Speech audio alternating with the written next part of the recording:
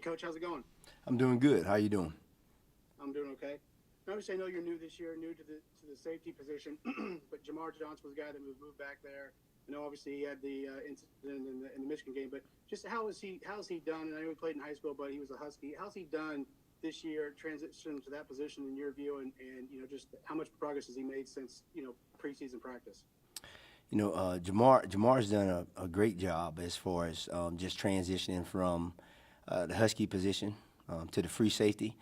At first it was a little bit of learning curve for him, but it's actually helped him because the way our defense is set up, it helps him to better understand the entire defense and understand exactly what we're doing scheme wise.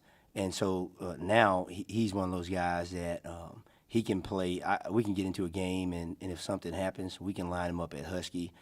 We can put him at the free safety. We can put him at the rover, just because of the different positions that he's played. So it gives us a little bit of versatility where we can play him in multiple positions, and you see him on game day, lining up at different positions and things like that.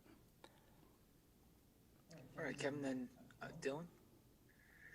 Yeah, Coach. Very early in the season, obviously, Sean Clifford had a pass. There was a little miscommunication back there. How have you seen the communication in the back end improve since then? We that's one of the things that we stress. We stress every day in position meetings when we get out there on the field. It's just every single snap we have to communicate with the other 10 guys on the field just to make sure everybody's on the same page. Because when you line up in the secondary as a safety, nobody's behind you. So we're the last line of defense, and so it's our job to make everybody right. So if there's a breakdown, if something's not right, we have to problem solve and make everybody right. So the communication has gotten better. We're in the meeting room, and guys communicate with each other. They make the checks. We get in practice. We do a lot of individual work with the corners and the Huskies, and so that's something that we're constantly talking about every single day, and it's gotten better. All right, Dylan, then John. Yeah, Coach. I think you mentioned playing Jamar at the Husky occasionally. I think even Taiwan's played it before, and he doesn't like to call it that. He calls it the nickelback. But I guess just what does that speak to sort of the versatility, the secondary as a whole, and kind of the different looks you guys are able to give throughout the game? That's one of the things that Coach Womack loves. Him being the defensive coordinator. The more positions, I guess, you can line some of your best players. You can put them at so that they can play. You're able to do more things, and that also says a lot about Taiwan and Jamar. Being able to play. Taiwan being able to play corner and Husky. Jamar being able to play corner and Husky. It says a lot about those two guys and their ability to learn and understand exactly what's going on. But it gives us it makes us more. We're allowed to be more multiple, and we can do a lot of different things with those guys. All right, John, then Zach. Obviously, just being a new coach, you come here, you obviously hope things are going to be pretty good.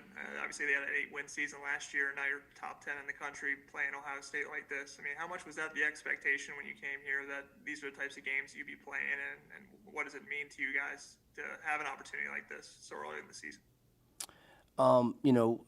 Me coming here, just being watching Indiana from afar, just watching them play and knowing Coach Allen and the type of man that he is, and the program that he was building, and the coaches that he had put in place. I knew just in being a coach in the coaching world, being on the outside, you could see it. You could see that Indiana was close to taking that next step. So I think the position that we're in is a credit to the young men that are playing. They worked their tails off. Even during the when everything was shut down, they continued to work and do things on their own.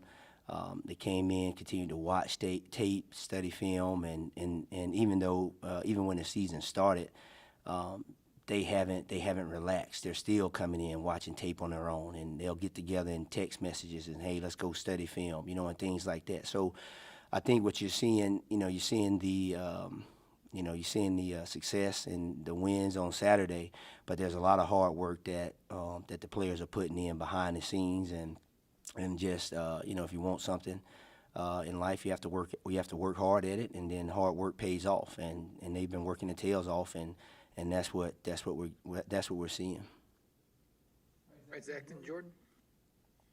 Coach, we've heard Coach Allen and Coach Womack both talk about the value of being able to mix man and zone, the way that you guys have been able to in coverages and kind of keep offenses off balance. But it occurs to me, I imagine that puts particular stress on the safeties to really have to be comfortable kind of in both coverages. Just what does it say, I guess, about your group that you have just a ton of guys that can really kind of do either one, that can roll down and cover man if they need to, or can just present some really sound zone principles if that's what they're asked to do? Well, I mean, you have to be able to do both, because every week, we'll start on Sunday after we watch the last game, and once we watch that last game and we put it to bed, like our mindset is we have to do whatever we need to do to go 1-0 this week. So if it's playing man, we have to play man. If it's playing zone, we have to play zone. And if it's a mixture of both, we have to be able to do both. And being able to have the guys that can play man when we need them to play man, and they can play zone when we need them to play zone. As a position coach, and it just I guess you feel comfortable. Whatever we need to do to win that game, you're just comfortable with it, and I'm blessed where I have a good group of guys where whatever we need to do that week, whatever we ask them to do, they can go out and get it done, whether it's man or zone, and so it helps. Right, Jordan, last one for Jason. Hey, Coach. So far through 4 games this season, we've seen the cornerbacks, secondary, safety group really do a great job of forcing turnovers. I think 7 interceptions from that group specifically, secondary and safety. So how have they been able to do it? And maybe what's part of that, I guess, the game plan and the style that you're coaching and Coach Womack's coaching, and I guess to get force that many turnovers through only 4 games against Big Ten opponents this season? Well, defensively, that's one of the 3 things that we ask them to do. The 3 things that we ask them to do defensively is takeaways, tackling, and effort. And so we put an emphasis on takeaways every single day. We're constantly talking about it when we're watching film, seeing the ball thrown versus different coverages, going and attacking it. We're in practice. We're constantly harping on it. You have a chance to punch the ball out, punch it out. You have a chance to rip it out, you rip it out. If the quarterback throws it, you have a chance to go get it. Just being aggressive and going to attack the football. So it's one of the things that we've emphasized. And Coach Allen is it was a part of his when he was the coordinator. That was one of the things that he emphasized, and now you just see the guys they're just buying into it. But it's one of the things that every day we talk about it. We're in practice, we're talking about it. We go against the scouts. We're trying to punch the ball out. We're trying to rip the ball out. The ball's in the air. The DB's going full speed. He's trying to go get the ball. And so it's just we talk about it every single day, nonstop, all the time. And then if we miss opportunities, we drop interceptions, or if we had a chance to punch it out, or if the ball carrier is carrying the ball loosely, and we talk about that also. Hey, we missed the opportunity to punch the ball out, to rip the ball out. So we just talk about it all the time, and something that we emphasize, and you see it taking place on Saturday. All right, thanks, Jason. Thank you. Guys, we're just going to let